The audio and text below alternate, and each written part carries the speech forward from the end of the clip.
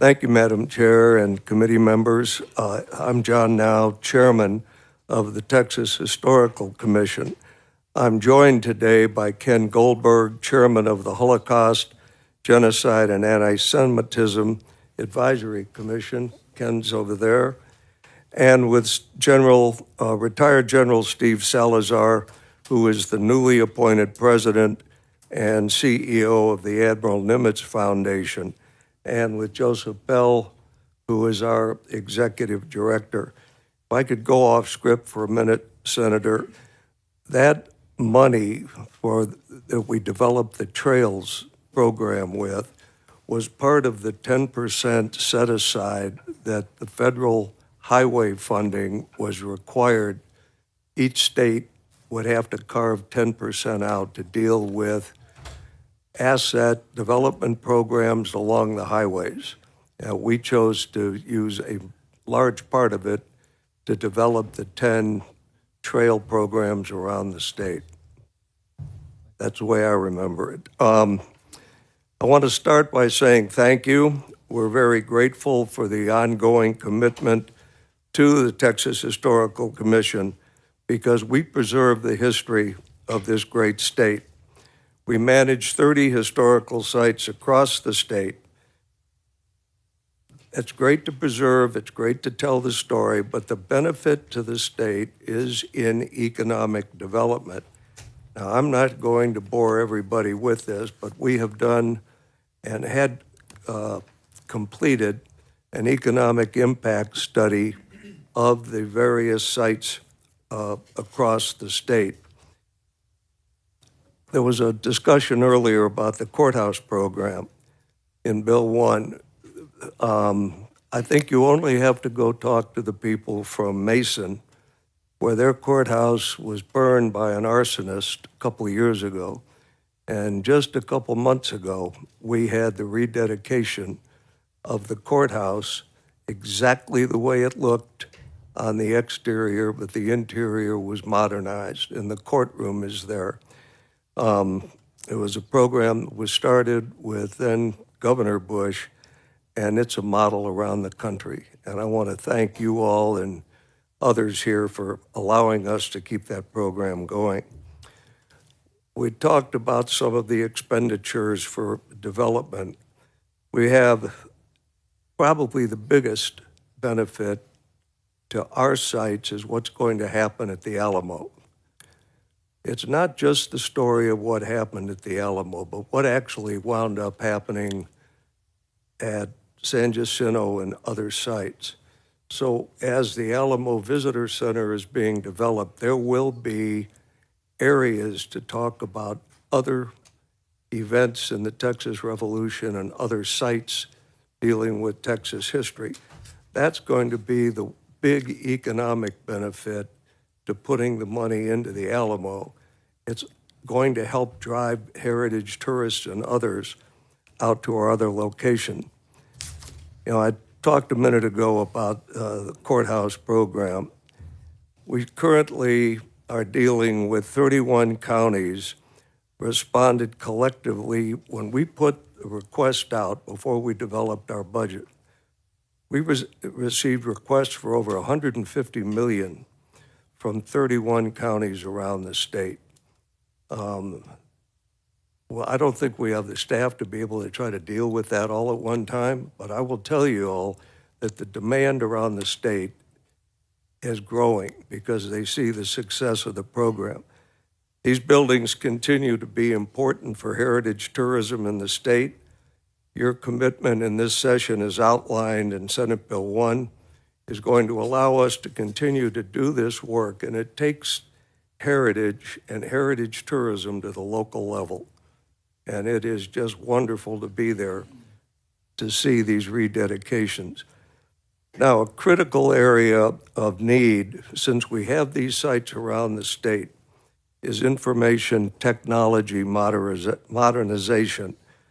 As a cultural agency, it's critically important that we have the ability to share our expertise around the state with county historical commissions and other heritage assets. We have 40 sites from El Paso to Port Arthur. Panhandle to Port Isabel. They need the equipment and the bandwidth necessary to communicate effectively and efficiently, especially as our gift shop volumes go up and our visitation goes up. We've requested some additional FTEs, which are vital for expanding the agency as we go out around the state. It is truly great to watch communities come together around historic assets. The most recent one is Fort Martin Scott in Fredericksburg, where the community came to us and said, we really would like you all to take over the management, the interpretation at Fort Martin Scott. Recently, we just added a Harvey House in Slayton. There are places around this big state that need to have the improvements and, most importantly, the marketing that we can bring to these heritage sites. The last item for consideration, and I've said this previous sessions, is vehicle funding. It's a public safety issue. We have many of our vehicles are now well over 100,000 miles, and many of our employees are not here in Austin or Houston or Dallas. They're out in the country. And I'll just say personally, driving something that's 120, 130, 140,000 miles, it raises the risk of breakdown. We respectfully ask consideration for the vehicles. In closing, I want to assure you that the LAR that we have submitted was a result of a thorough review.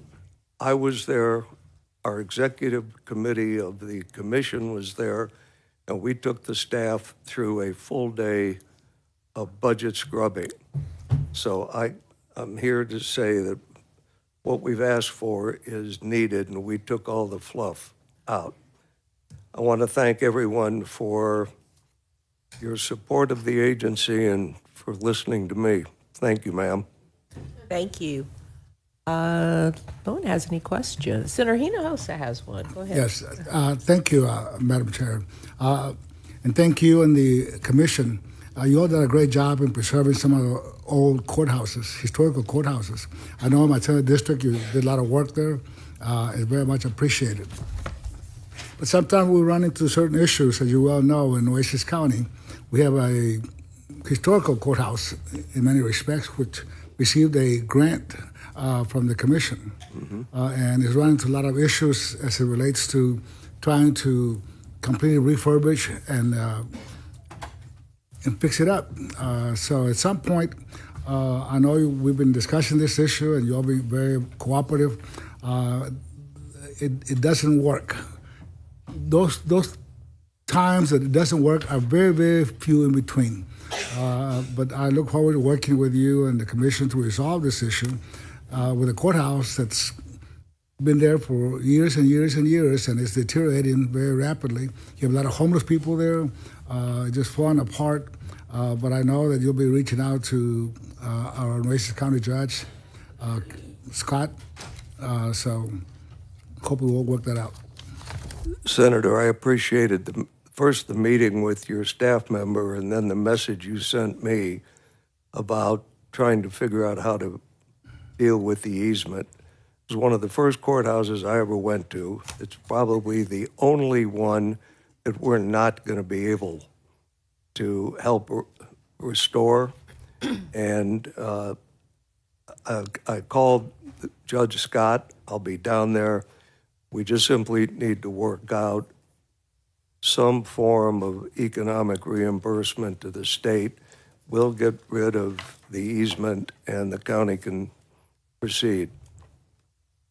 We have had several offers from different foundations to renovate the courthouse.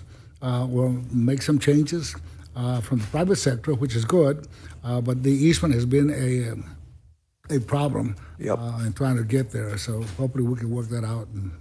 It's the only time we've had an issue with an easement. We will require a county to provide an easement to protect the state investment as we refurbish and bring it back to its glory.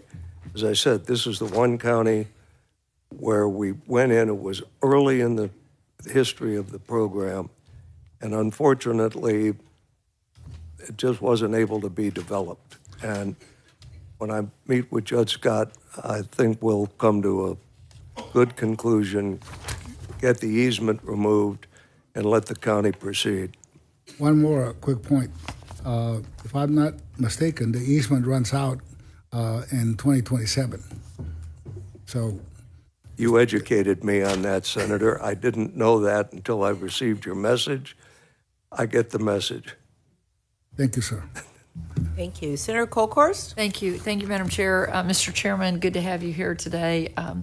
I want to say how great it has been working with you at San Felipe de Austin and then moving to Washington on the Brazos. Madam Chair, we have funded about $38 million of a $50 million, $52 million project. Jimmy and I are the co-chairman of our private money funding, and we're nearing $10 million that we've raised, mostly at the behest of Jimmy and Mr. Now, as I'm usually not available and I'm doing something here at the state. But I also want to say that Chairman Now is very rare in that he's been blessed and he gives away those blessings. And so I'm so grateful for the matches that you've put out there as we raise money. And these are all private dollars that we've been raising from individuals to foundations, and I'm just really you're rare, and to say thank you for what you do. Now I also fuss at him pretty good. We had a big meeting in our office the other day, and I never fussed at him. I just had to. I don't know. I thought our project was a little off track. He did well. He took it well. Joseph, you did okay too. But having said that, we had a great discussion on the investments we're making. And if you kind of look at there's so much history in Texas, but if you look at the War on Independence and the battle sites and different things, huge investment by prior legislatures and probably this legislature too. We keep giving money to the Alamo, and we had this wonderful discussion about who's coordinating the message, right, Mr. Chairman, and how that is, as you said, coordinated. That if you're at San Felipe de Austin or if you're at San Jacinto, the curiosity of, wow, I really do need to go see X. I need to go see the Presidio, and knowing the relationship with the Catholic Church, and just all of that ties together. That period was such a short period of time. So much happened. It's really historic. It's talked about all over the world. So, Mr. Chairman, when we look at y'all's chief historians, I don't know if you have that position, if you're looking to add historians, who is the coordinator of that message? And what's the relationship of the Texas Historical Commission? Because you don't have the Alamo, but you have some symbiotic relationship. That's really controlled by the General Land Office. Am I right on that? That's correct, ma'am. So who's coordinating our messages as we make these investments across? Well, the good news Heritage is sites. that the firm, and they're world-renowned, Gallagher and Associates, that is contracted by GLO to do the Visitor Center Museum at the Alamo, is also the firm that we're doing a number of our visitor centers. So that, and the reason for that, and I learned this with the National Park Service, you've got to make certain that the messaging is the same and coordinated. When people go to the visitor center at the Alamo in 2 years, it's going to be a totally different experience than 2 years ago. It's one of the shortest visits ever in a major historic site is the Alamo. The average visit was 18 minutes.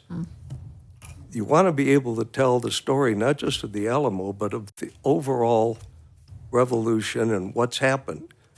We win at San Jacinto, and we're doing significant amount of work with Gallagher and Associates to create a better experience at San Jacinto, as well as the Alamo, Washington on the Brazos, when we tie together the Presidio, so that what people see at the Alamo, they can then go to other sites, getting a coordinated history of what took place from the Alamo to Washington on the Brazos to San Jacinto. It was pretty important to use the same firm that are world-renowned in building museums and visitor centers.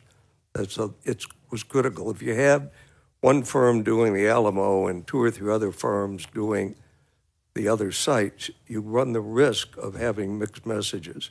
In this case, I'm pretty confident it'll be the same. Good.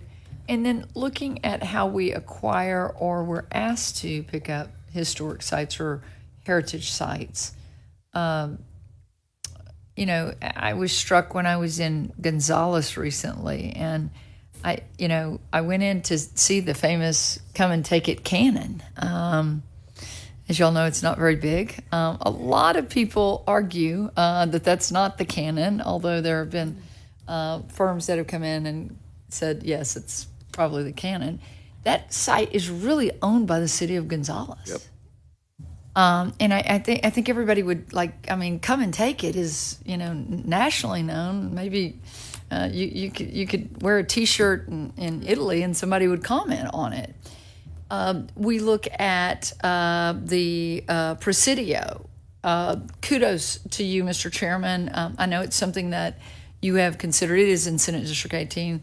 We've talked about it for a decade plus of how do we work with the Catholic diocese and how do we create that partnership. At the same time, Parks and Wildlife has the site of where Fannin was executed. There's just a lot going on. Then the county owns the monument, they think. Y'all might say the state owns the monument and the county owns the grounds. I do think that there is a new spirit of cooperation through your efforts, your staff's efforts in, okay, we can do better. And so, you know, to the members, we still have work to do because it is piecemealed. If you went to see the cannon in Gonzales, I love the city of Gonzales. I did it this fall. We popped in there, and it's shorter than 18 minutes. I can assure you of that.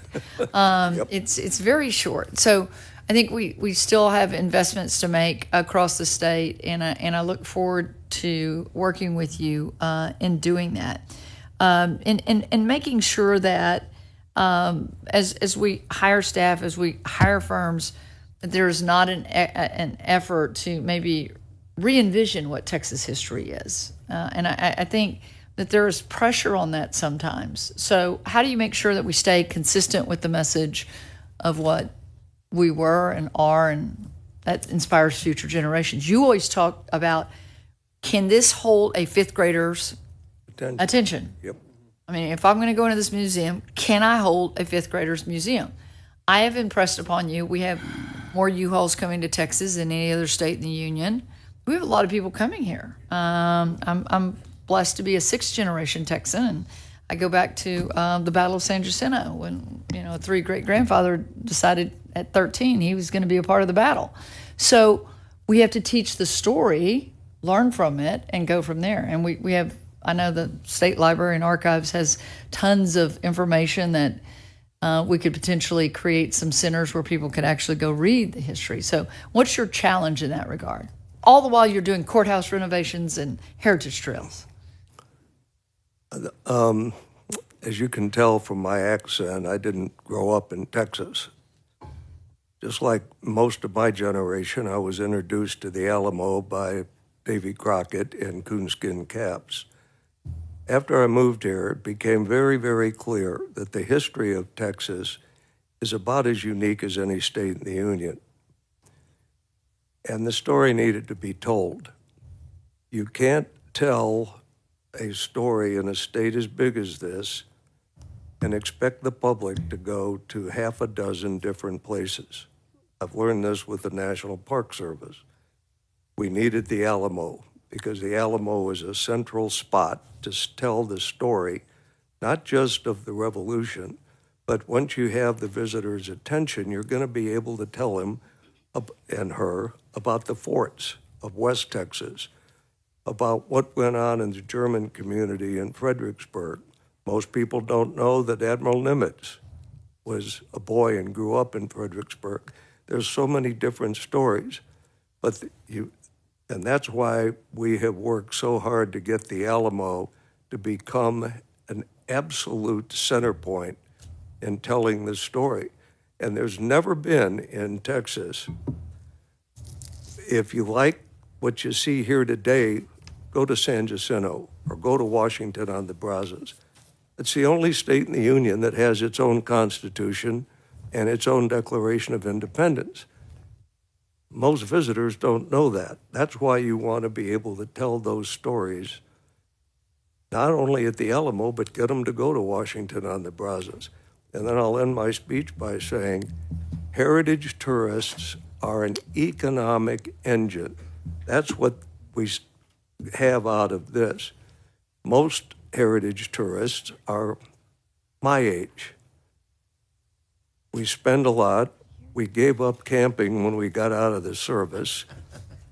We stay in hotels and motels and go to restaurants. It's a higher per capita than any other tourist in the U.S. And with these sites and with the Alamo, we'll now be able to coordinate them. One final, and then I'll quit. This hasn't become public, but It's about to, if you're going to it say is. it. Well, this is a benefit of having a really, truly coordinated approach to the subject of the Texas Revolution.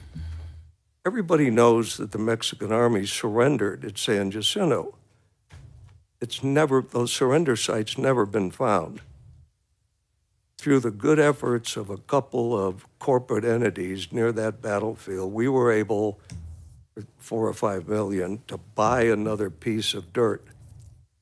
We have found out that that dirt is where General Cos surrendered the Mexican army. And we know that because in those days to surrender, you dropped your belt, your sword, your weapon, even your hat. And all of that metal is being found in this one location. Through the good works of that company, we were able to acquire the ground, use ground penetrating radar, and find it. So the battle at San Jacinto was very small geographically, and we now know where they surrendered. So those are the benefits long-term that are going to come from having a coordinated approach to telling the story. People come tonight. We will honor a family that is donating land at San Felipe that was critical land for the community. And they came up and said, we have 14 plus acres. And you've done, not me, the agency and the state has made this a go-to spot, and we want you to have the land. It's good. been a decade and a half, 20 years, the Hill family. And the father was a former director of the Historical Commission, and I didn't when it was know called that. something different. And Yeah. it has been really fun to watch families come forward and say, we have something special and we want to give it to you. So thank you for your efforts, and we've got a lot of work to do on other pieces. I know Nimitz is really cool and a wonderful place to go in Fredericksburg. And boy, I tell you, Texas proud there of the accomplishments of the Admiral and what he stood for and inspiring future generations. Thank you. Thank you, Senator Kokos. Thank you. So now you, sir. one more. We have Senator Campbell. Thank you, Mr. Chairman. Oh. First of all, I just wanted to say, Chairman, now you do a great job. It's a big agency, cover a lot of ground in this. You do a great job. Thank you for that. Thank you. And my question really actually probably goes back to LBB. Just want to ask something real quick. It's regarding our Holocaust, Texas Holocaust genocide dollars. Now these are an increase, right? We didn't decrease. Last time it seemed like we had cut back some. But is this an increase? Definitely not not a decrease, right? This is an increase. The agency had requested it in their legislative appropriations request. Okay, because last time we just don't want to forget, ever. We can't forget. And those dollars are very important. So thank you. That's it, Mr. Chairman. Thank you. Thank you, Senator Campbell. Thank you, Chairman. Now, that's all the Thank you, questions we Senator. have.